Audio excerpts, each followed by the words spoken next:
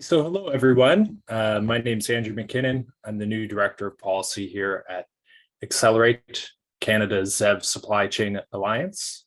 And want to welcome everyone to the webinar this morning that's going to introduce our new interactive zero-emission vehicle supply chain map. This is a tool that's going to help us tell an important story about this industry in Canada, which we think is critical for the future of Canada's economy.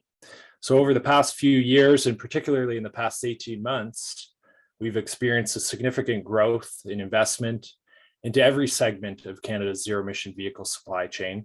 And this has been a really concerted effort by industry and government to create this right condition for investment, and it reflects our Canadian advantages.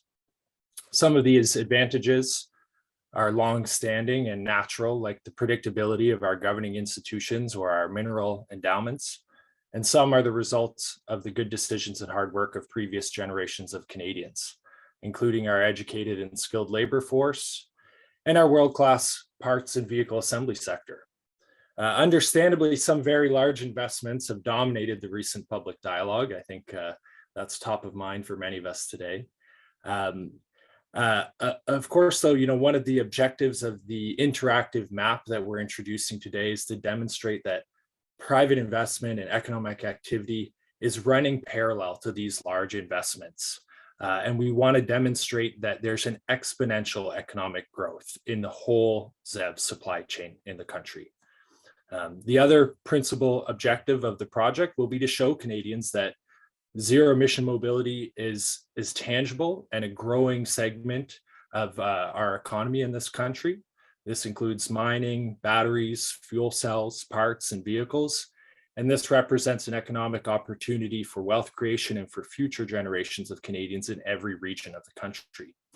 We're very proud to have partnered with the Trillium Network for Advanced Manufacturing, with NGEN Canada, and with Electric Autonomy to bring this map to life. The product that we will be discussing today, in fact, builds off the great work of NGEN and Trillium.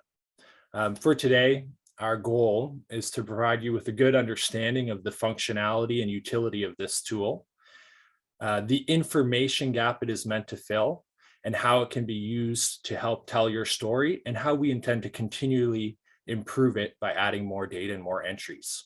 Our belief is that this map will keep expanding over time, and our hope is that it's never completed. So I encourage you all to ask questions in the chat, play around with the tool, and I encourage you to keep sending us more and more information so that we can build this complete inventory of the supply chain activity. And with that, I'm pleased to turn things over to Emma Jarrett, who's the executive editor at Electric Autonomy, who will introduce our panelists and lead us through today's conversation. So thanks, Emma, turning over to you. Thanks, Andrew, much appreciated. So I get the pleasure of moderating a great discussion today between the key stakeholders in the map, which is a very interesting tool. Perhaps, Andrew, you could stick a link for it in the chat just in case people haven't found it yet. We'll start there. Okay, so without further ado, I'd like to introduce the panelists and the brains behind this map. We'll start with Mo Cabrera, who is the VP at Transition Accelerator and also the map architect. I tried to go with map builder and was told, no, map architect is way cooler. So we'll stick with that. We have Brendan Sweeney, who's the managing director at Trillium. Hi, Brendan. And John Laughlin, who is the CTO at NGEN. So before we get into our discussion, now that everyone has the link to the map, I think that it would be best for us to start there. Mo, perhaps you could walk us through it, give everyone a little demo, and then we'll have a chat about the backstory and crystal balling about the future after that. Sure, thanks so much, Emma. Really appreciate everyone being here today. So I'll start off by just presenting broadly, what was, the genesis for wanting us wanting to kind of put this map together and some of the functionalities, and I'll kind of do a little bit of a demo. So I'll share my screen here, and as Emma mentioned, if you just go on the chat, basically, you'll find the link, which is map.accelerate-zev.ca. So I think the link is being posted there. I just see a few comments. So I'll start off by saying, the opportunity here is really massive. Like, it's really transformational. We have a lot of different world-leading firms in Canada and a lot of activity that has happened over the last few years in the zero-emission vehicle supply chain. And really, we hear a lot about batteries, and batteries are really the highest value-added component in electric vehicles. But there's a lot more to the zero-emission vehicle supply chain, including things like motor and transmission. We just saw a great announcement on that last week in Ontario from Mitsui. The power electronics that go into the vehicle, the thermal management of the batteries and thermal management of the system. So really, we want at Accelerate, we see the zero-emission vehicle supply chain as a comprehensive supply chain that includes things beyond just batteries, beyond just the assembly. It's really about bringing all the key value-added economic activity and manufacturing into the mix. And the reason why we wanted this map really is because, stories matter, and humans, are natural storytellers, and we're really driven by narrative. And, if we look at sort of narratives and the role they've played in transition, going from very kind of clunky technologies at the beginning that were very expensive to evolving them to massive adoption, wide adoption into markets, you got to have that vision. Even specifically with electric cars, if you think about electric cars, 10, 15 years ago, to the concept of, with Tesla coming in and, making a car that was very expensive, only a handful of vehicles available. But then there was this narrative and vision of bringing it to mass adoption, bringing it to a price point where it can be more affordable and accessible to a wider number of people. And really, the idea here is that storytelling allows us to really articulate very complex ideas, but then really evoke the emotions that are going to be needed to create the connections that can drive that action. So we're really hoping this map can help craft a compelling narrative around the opportunity in the industry and help inspire, stakeholders from, industry, but also investors and others kind of looking to collaborate to really visualize what the potential is to and participate in this transformation and this opportunity that we have.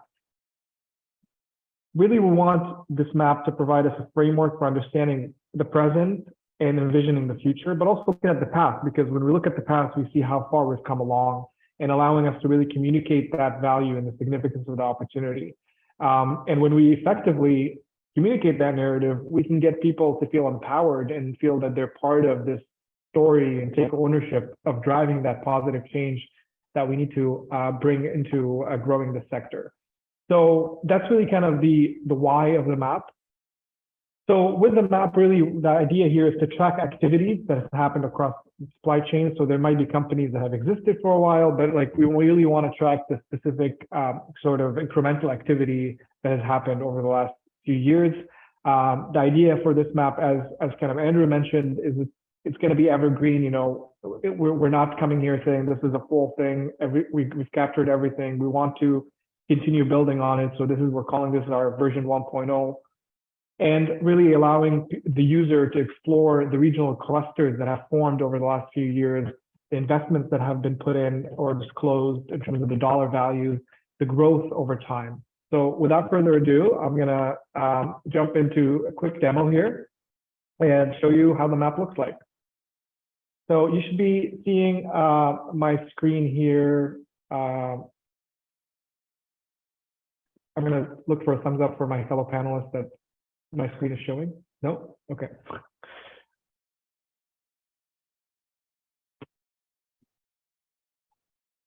All right. We're good? Okay. I had a PowerPoint presentation when I was doing the whole speech, I guess, but I don't know if that was even showing, so I guess you don't really need it. So, okay. Basically, as you see here, we have Canada. We've kind of isolated us in terms of the activities that we have. And then one of the first kind of features that is the ability to visualize growth. So here we have a little play button here where you can kind of start seeing the activities grow over time, starting from 2016 up until this year. And as that activity kind of grows, you're able to kind of look at the different statistics. You're also able to kind of isolate, where were we in 2019? Where are we now where were we in 2021? Where are we today? You're able to kind of look back in time and sort of visualize the activities that have happened in overall, but also you can do it in specific segments of the supply chain, which is the next feature I'm going to talk about. So as you see on the right side here, we have the ability to filter activities. So we have everything from mining, material processing, battery materials, battery cells, battery components, vehicle parts, vehicle assembly, all the way to recycling and even including fuel cell technology for hydrogen vehicles. We also have filters to kind of look at companies that we're calling emerging companies. So these are really Canadian companies that are trying to basically build and become global competitors. And we really want to kind of be able to identify those, because the number of emerging companies is a really good indicator of us moving, really spurring Canadian innovation into this space. So the other filter here that we have is recent investment. So we want to see, how much investment has been disclosed over the last years. There's a lot of activity, but not all the activities are kind of tied to specific dollar values or specific investment announcements. And I'll start here kind of by showcasing a little bit of the filtering feature. So for example, seeing on the battery cell side, you can see where the activity is. You can also see, you can actually do the play button and see the activity kind of growing over time. So really, we're seeing a lot of the announcements that we've seen over the last couple of years on batteries. Like I've been working on this file for over 6 years now, and we did not have any kind of battery cell manufacturing announcements or a significant amount of cathodes or battery materials announcements in the past. And so this is really a significant tool to kind of really see and visualize the wins that we've had in specific segments. And that's really an indicator that we are building a comprehensive supply chain. We're trying to really connect the dots.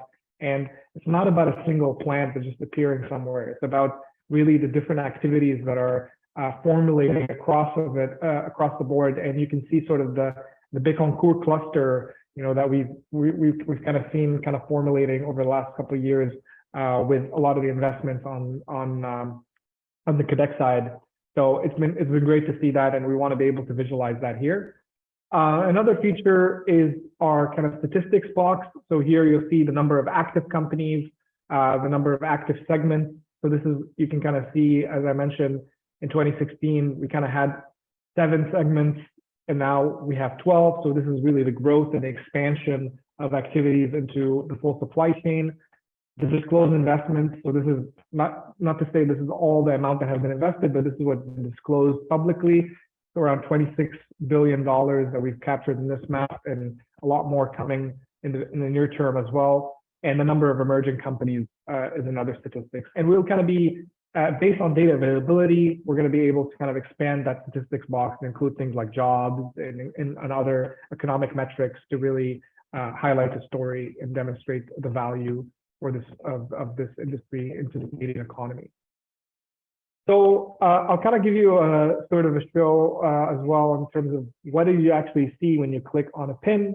So basically, I'll kind of use this feature here, which is the search function. So you can, if you want to search, I'll use one of our members, Lion Electric, for example. If you search Lion, you basically isolate where Lion is, and you can see here, basically, because Lion has both battery cells and vehicle assembly, they kind of fall under both. You can see here they're an Accelerate member. Quick description of the company, quick announcements. If there are multiple announcements that have happened and linked to specific years, you'll also be able to see that. And you can kind of see the read more function here to go to specific articles that expand on this announcement. And we'll be able to continue adding announcements and activities here. So for example, as I mentioned, the Mitsui announcement that just happened,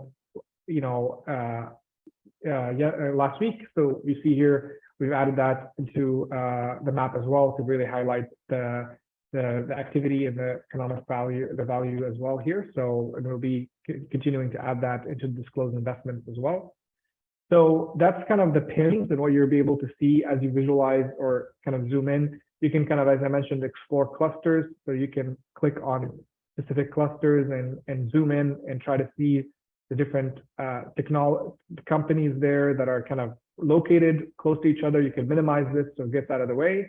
And look at Nova Bus close to Lion, with some emerging companies that have made investments, for example, in different aspects of the supply chain. So yeah, basically this is, for example, recycling. This is really a good way to visualize where the economic activities are happening and where the supply chain is really formulating.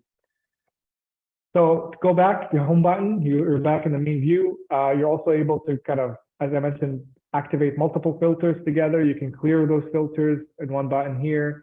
And as Andrew mentioned, we're very happy to kind of leverage and work together with Trillium and NGEN and build on the work that they've done in the past on mapping the ecosystem and also electric autonomy. So we get the credit here for our partners on the bottom, and that's basically the map. One key thing that I would mention is that the evergreen nature of this map means that we're going to miss things for sure, and we're going to be continuing to evolve on it. But if you notice anything that we're missing that you would like us to add, you can basically send us a note at info@accelerate.ca, and we'll put that into the chat. And really happy to kind of hear your feedback as well in terms of the functionalities. This is our version 1.0. We'll continue to be adding more features into this map so that it really is the tool to be able to visualize and map this story and chart the way forward. So with that, I will hand it over back to Emma, and kind of happy to have a discussion more about the content of all these cool pins that we see here and what's happened over the last couple of years for the supply chain. Thanks, Mo, much appreciated. So Brendan and John, I love this idea of this map telling a story. Like, data is so interesting that way. It does tell stories. And what enchants me even further is that you look at the map as a whole, and that's one umbrella story, but each of those pins represents, more stories. So when you're looking at this, what are the storylines that jump out at you, from your two perches? I'd love to hear your thoughts on what you're seeing there. Well, can we start, are we, Brendan? Wait for each other to start. I think John might agree with me when some of the foundational work that Trillium and NGEN started together 2 years ago, it was a lot harder to find companies that were doing this. And just the amount of progress that we made over the past 2 years is incredible. I guess it is credible because we do believe it, and especially with the announcement yesterday. I think it's really important to understand the value of the battery plants. 2, maybe 3, maybe 4, who knows, but that they're going to anchor both kind of the assembly and the parts side. They're going to anchor the materials side. And I mean, just again, where 2 years ago doing this work, really scrabbling around to try to find things and validate the information. Today, it's trying to keep up with the information. That's a great story. It is, yeah. I mean, it was even longer ago, Brendan. I think it was even maybe 3 years ago, 4 years ago. It was the chicken and the egg situation. It's like, how do you build value into the value chain when there isn't the eggs? There isn't these landmark investments, and they've been made now. And I love this map. When Brendan and I were working on mapping out what have we got in Canada, it was because we were trying to do a challenge to fund some projects, and we were trying to map out ourselves. Here are all the stakeholders, here are all the companies. And we kept finding companies that we didn't, we hadn't come across before, and okay, that's fair, that can happen. But we were collaborating these companies together with like one up and one down in the supply chain, and they hadn't heard of each other. And it was like, so where's the map? Who's got the data? Who knows what's happening in Canada? And it was very much sort of the basis of we wanted to build collaborations for the good of the industry, and nobody had a published, let's just say, there was data out there, but there was very little that was published. And Brendan and Trillium had done a whole lot of work in mapping out Ontario, and then we expanded that. And then Accelerate-ZEV came along, which is phenomenal because they've done so much extra work, and just the architecture and that visualization of how it's growing is a great macro story for foreign direct investment, for growing the value chain. If you look at the map, 2021, 2020, it's a bit scary how little content there is. It's actually still a little bit scary how little content there is, thinking about what's coming online. But we've got this window of opportunity now to grow value into the Canadian sort of supply chain. And this map is an open source for everyone. If you're not on there, I've seen a note, how do I get on here? Get on there, find partnerships, look for collaborations. And I think this work with Accelerate is all about collaboration. And this is what the automotive industry in Canada needs. It's everyone to collaborate, because other parts of the world, like if we look at Europe, started building this value into the automotive EV value chain in 2017 as a coordinated, all member states working together with a one vision, one strategy. And I think we need to think about that as all provinces, one vision, one strategy. And I genuinely think that's what Accelerate is driving in terms of sort of pulling together the supply chain opportunities.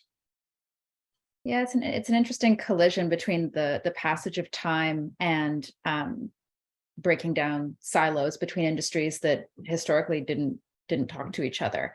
Did we ever think we'd see the day where Ford or GM would intimately care about the resiliency of the grid, because it pertains directly to their the vehicles they're trying to sell, but with that, Mo, so there have been investments over the years, obviously big marquee names that we've all seen in headlines. But when you were building the map year by year, did you notice that there were certain companies that were coming into the Canadian ecosystem, or who were growing in the Canadian ecosystem, that acted as a catalyst for like a little cluster explosion of growth along the way? Yeah, I mean, I think the to reference again the Bécancour example, it's an interesting story there, because if you look at that cluster and you look at what does it actually mean? It's really it's filling out the big and important gap that we had in the supply chain, which is the battery components, right? So like for years we were looking at the opportunity, and it was this theoretical opportunity, and then we had some very, very small scale cathodes manufacturing, like extremely small scale, and then to really bring in having the partnership between GM and POSCO, which is really also an indicator, as you mentioned, of companies working together because of the sort of pressure of needing to have supply certainty and the vertical integration, all of that really is driving the cost down and driving the supply security. So I think that really the role that Quebec has played in really seeing them try to position themselves in this future automotive sector has been a key thing that I think is really worth mentioning, specifically with companies also like Lion Electric and Nova Bus, and really trying to move just from the light duty vehicle side, which is the story that we're trying to paint here, is much bigger than that. Light duty vehicles is an incredibly important aspect of the Canadian economy and the Canadian auto sector. It's it's something that has brought us a lot of different opportunities in terms of value added economic activity. But with the world transforming to move from internal combustion engines to zero emission vehicles, we see that as a window of opportunity, as John mentioned, to really not necessarily just keep up and maintain what we have, auto sector to contribution to GDP, for example, or jobs, but actually grow in those sort of, I would call them net new incremental activities like the mining, battery materials processing, battery active materials, battery cells. So, and also it's important to mention some of the Canadian innovators in the space, like Nano1, which is a member of Accelerate. Back in 2018, Nano1 was there. They've been doing work for a long time, and really it was sort of, if you look at sort of any kind of FDI pitch that Canada was doing at the time, really highlighting those kind of Canadian innovators in this space, like Nano1, like Jeff Don, and with partnership with Tesla out in Halifax. So I think that, what we're seeing is the culmination of the different advantage points that we have, right? So we have an existing thriving auto sector that's part of an integrated North American market. We have battery innovators and technology innovators in Canada that are actually attracting companies to come here and want to work with them.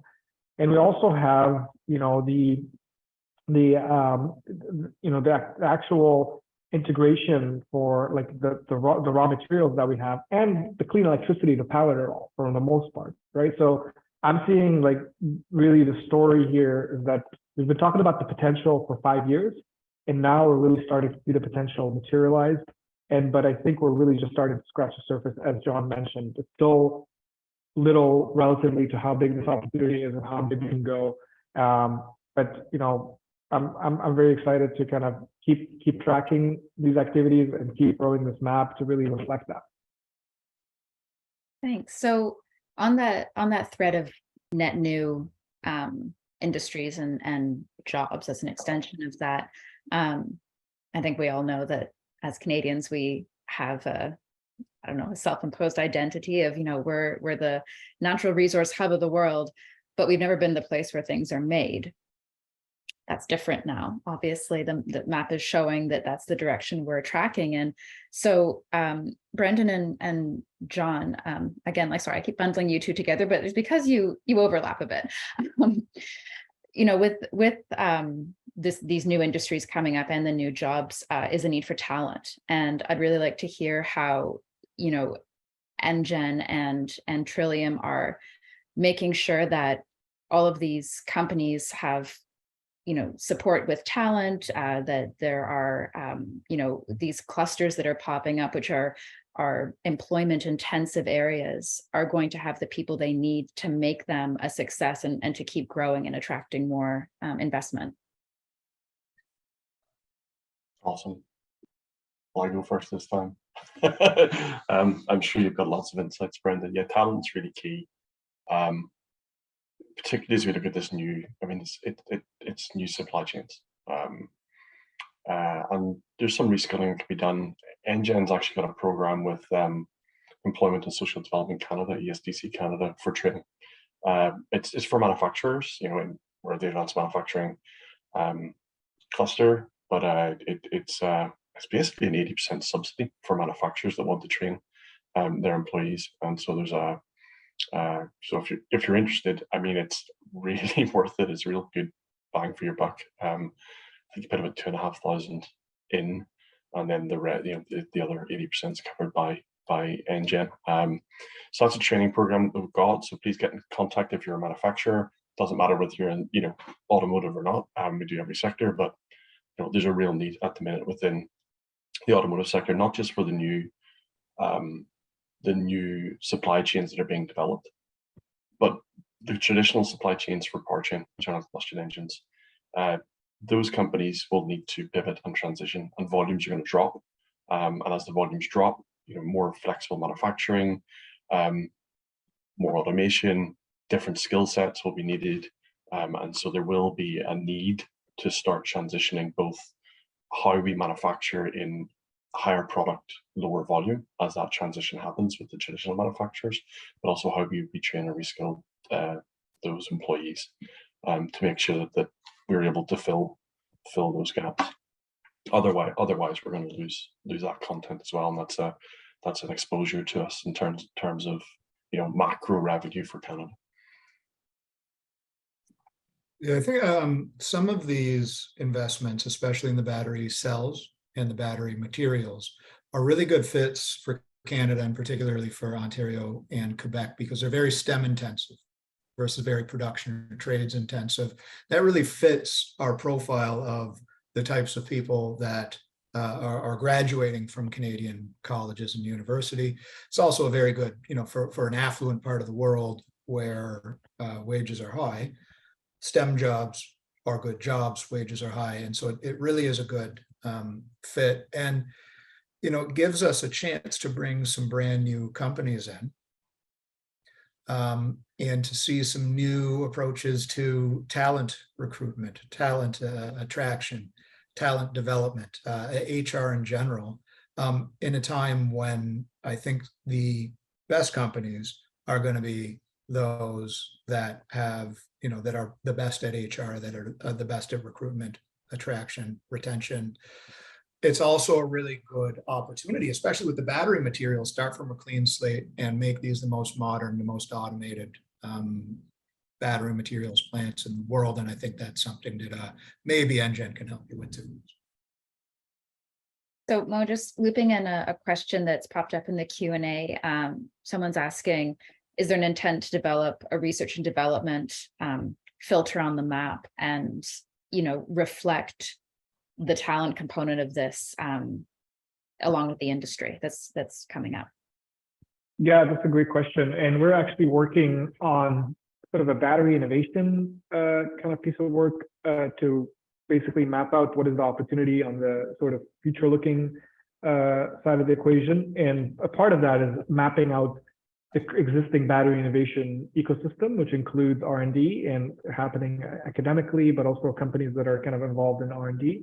So definitely would be able to kind of integrate that into this map as well. So the answer is for sure. And I think it's important to be able to understand, as you're kind of looking at those clusters, try to map out as well the talent availability and the talent and the sort of the talent pipeline that's coming down the line. So. And I would encourage the audience as well to pop your questions into the Q&A. There is actually going to be a dedicated Q&A portion at the end, but if they're relevant to our discussion, they will be addressed sooner. So I'm going to take shameless advantage of having three very plugged in people to the industry on the same call and ask you all, drawing on your insider knowledge and as well as looking at the map.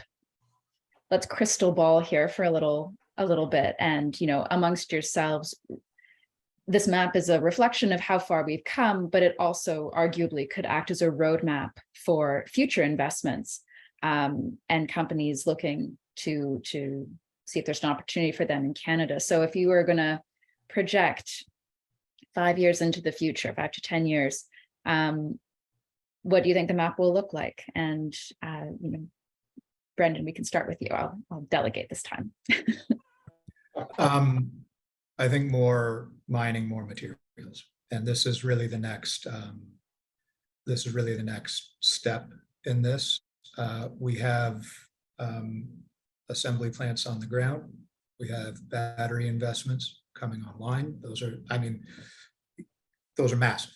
Can't overstate the importance of those. And everything really ties together. The economic benefits really tie together when those battery plants and when battery plants in the United States are running Canadian materials, are sourcing materials that are refined in Canada, that are mined in Canada.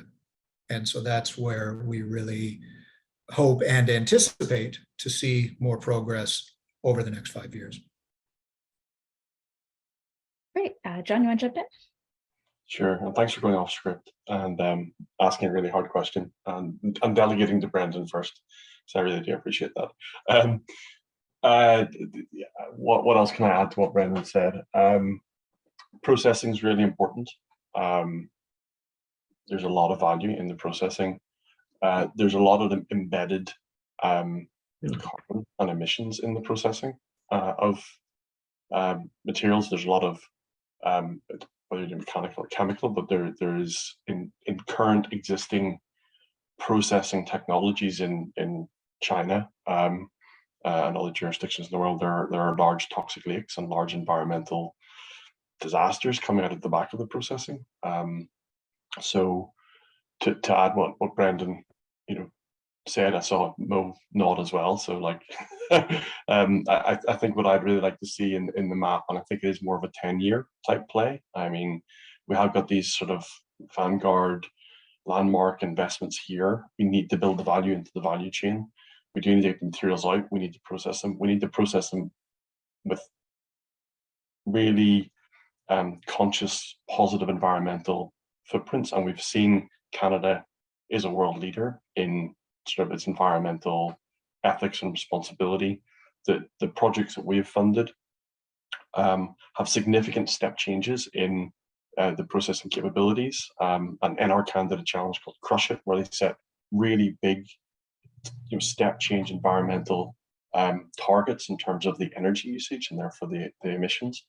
Summit Nanotech in Alberta, using nanoparticles to extract lithium from brine with a 50% greenhouse gas reduction, 26 reduction in land degradation, significant chemical usage reduction. These are the sorts of, I guess, manufacturing opportunities that can have an environmental impact. So I'd like to see the map not just grow in content, but when you look at Canada and you look at Canadian companies, they have significantly lower environmental footprints. That will be a differentiator globally in the next 5 years. All the OEMs are heading this way. There's a lot more traceability in the supply chain, particularly around emissions. And sourcing decisions are starting to be made around the embedded carbon footprint and the embedded carbon that's in a battery. They're not zero emission vehicles. There's 96 kilograms of carbon embedded per kilowatt hour in every battery. And in North America, we all drive SUVs and light trucks. Well, 75% of the vehicle park is. They're big batteries. That's a lot of kilowatt hours and a lot of embedded carbon. And yeah, that's why maybe I'd like to see the map in a 5-year, 10-year, showing it getting greener and greener.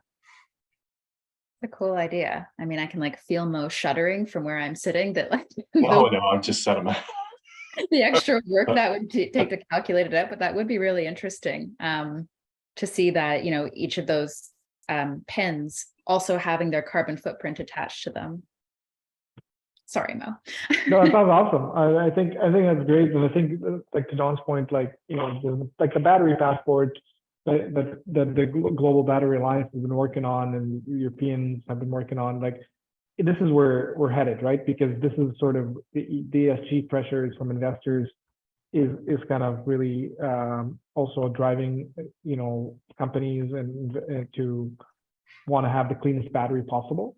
And I think Canada, if we look at our potential, so Bloomberg did a sort of a ranking of top countries that have the potential in terms of the battery supply chain. Canada came out number 2 right after China. So, but a big part of that is our ESG advantages through our clean electricity. And so I think that's going to be something that we need to really be able to highlight and showcase, because that is one of the winning ingredients that we have in terms of attracting companies here and actually attracting the manufacturing here. But what I would love to see is more assembly, transformation of the assembly to the electric vehicles. I think that's gonna be happening, as we kind of have more of these anchor investments. I think probably get a couple more maybe cells plants. We'll see. I think, as Brendan mentioned, the mining, we have a lot to do there, and mining and then the processing as well. I think we can have a lot more happening there, and we're already kind of starting to see that, but it needs to really accelerate quite significantly to be able to, hit the targets that we kind of need to hit in terms of supplying the market demand. But I think it's also beyond just lithium and nickel and cobalt, but thinking about also chemistries like iron phosphate, which lithium iron phosphate, which has quite a bit of potential in terms of market share right now, because it's cheaper, and as people kind of get used to the idea that you don't really need 550 kilometers of range 95% of the time. So like, they might opt out for a cheaper battery because that makes it much more affordable. And so I think those abundant chemistries as well are going to be important to kind of start to see kind of feeding into the supply chain. I feel like there was a very pointed hint there about battery cell factories. So this is going to sound gloomy to start, but it's not a gloomy question. Obviously we all get enormous amount of satisfaction looking at the map and seeing the spots where there are a lot of pins.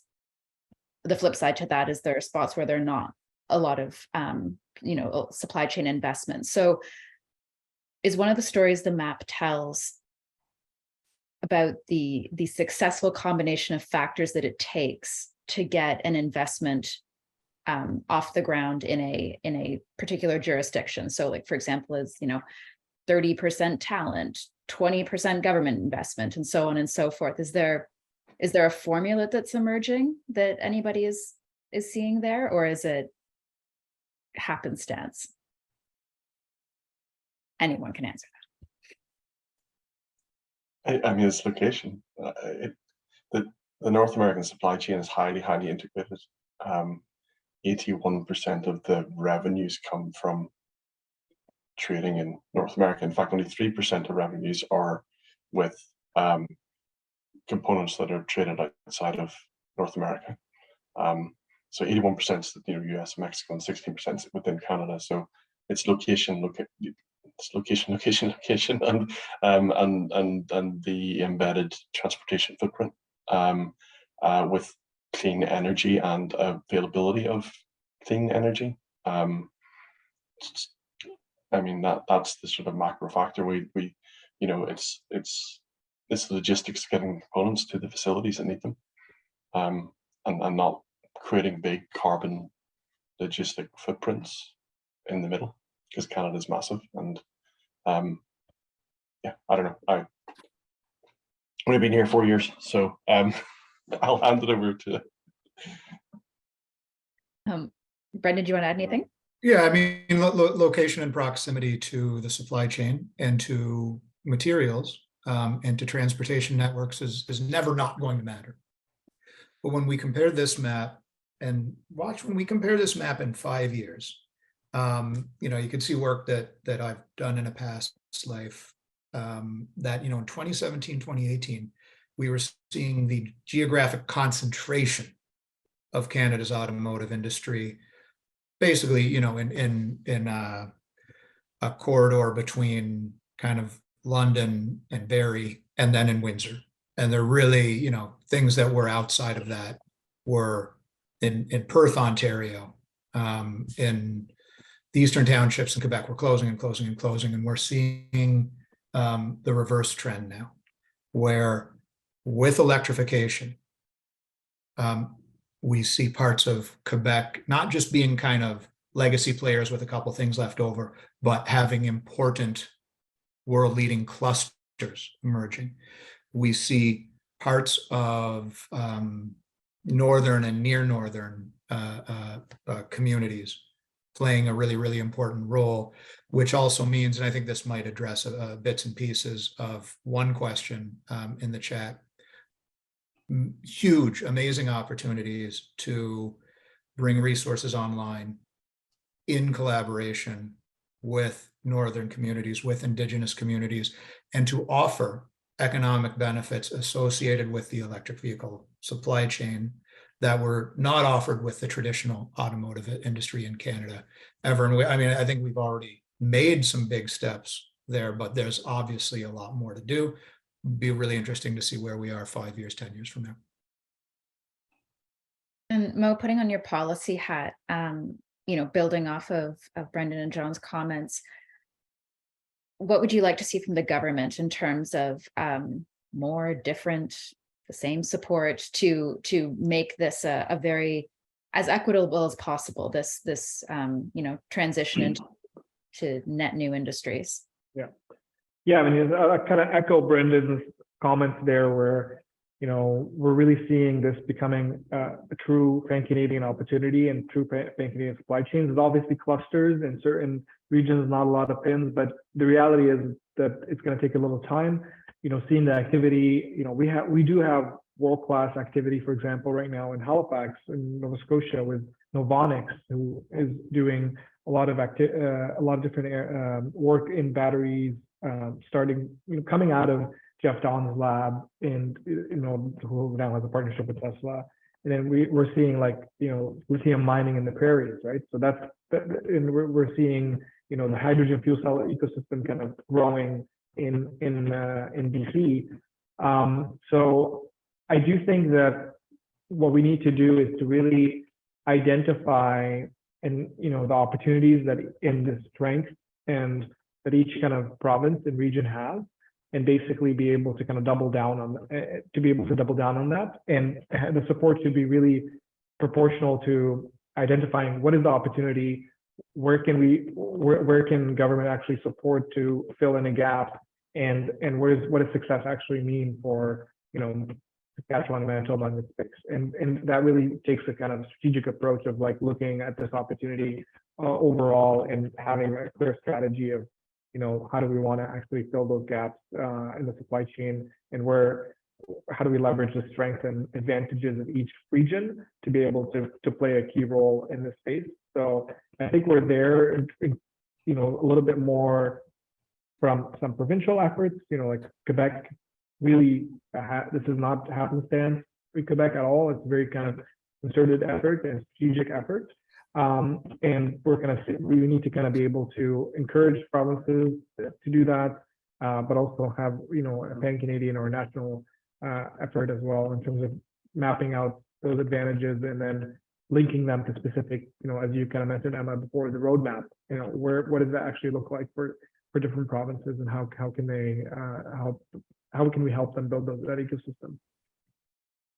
So I'm going to grab onto your passing comment about hydrogen, and there is a question in the Q&A about the role of hydrogen as it relates to zero emission future in Canada.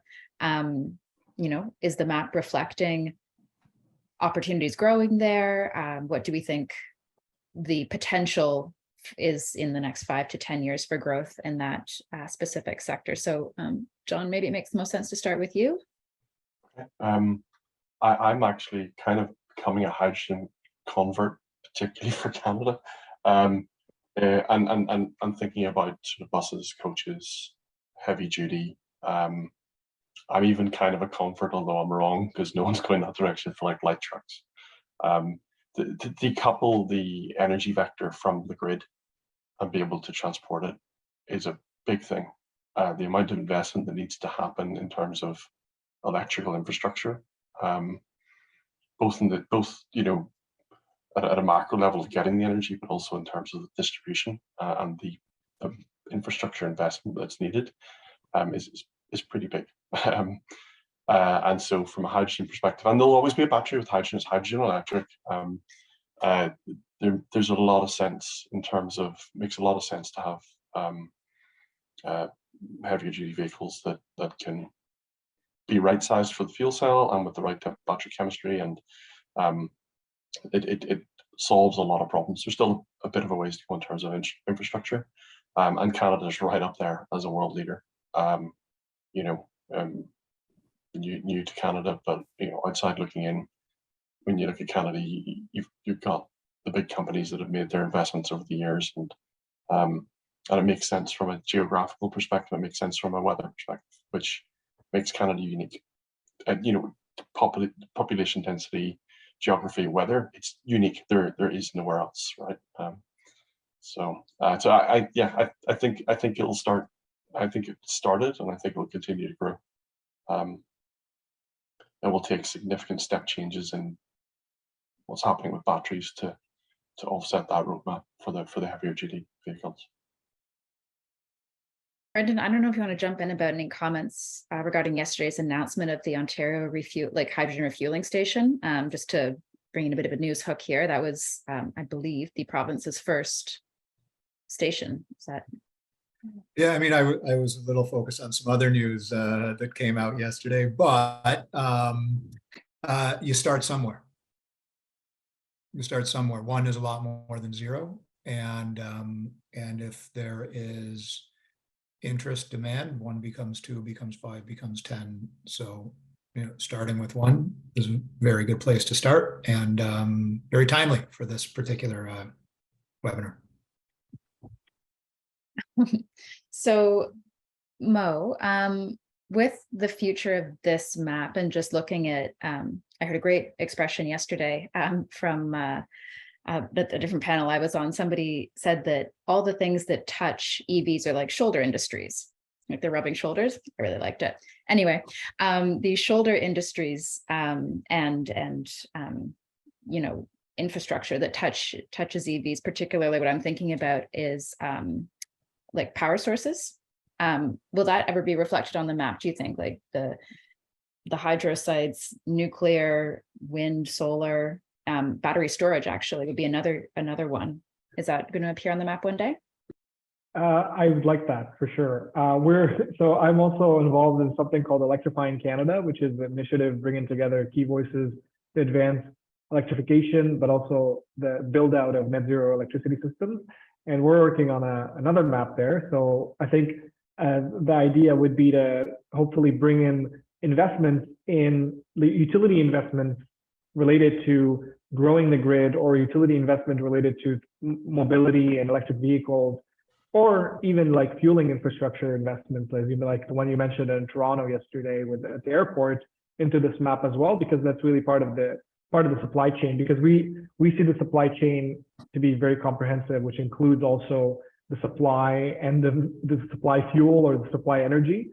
So definitely not in the first version, but as you kind of pointed out, but it's definitely something that we need to be able to track and showcase kind of that we're building the power needed. And with those also comes economic opportunities, right? Like the build out of the grid has a lot of different economic opportunities associated with it, and being able to track that while also seeing the growth of the sector from the supply side on the vehicles part of the equation will be extremely valuable. And some other maps, like our neighbors down south, the Zero Emission Transportation Association has a kind of a similar map tracking investment, and they've tracked utility investments as well. So it will be kind of something similar to that. And then just two technical questions on the map. You mentioned it's going to be evergreen. Do you have a timeline for updates, or will it be a sort of announcement by announcement? And then part two of that question is, can the data be exported at all? So it cannot be exported in the map right now, but in terms of the time frame, basically we'll be doing at least one monthly update. So that's the plan for now. We'll have a monthly update to reflect whatever happened in that month, and then maybe we'll do more ad hoc, for big announcements. So yeah. Super. So we're bumping up against the end of our time, but I'd like to grab a last thought from each of you. I think for a long time, people thought that Canada would miss this opportunity. We weren't moving fast enough.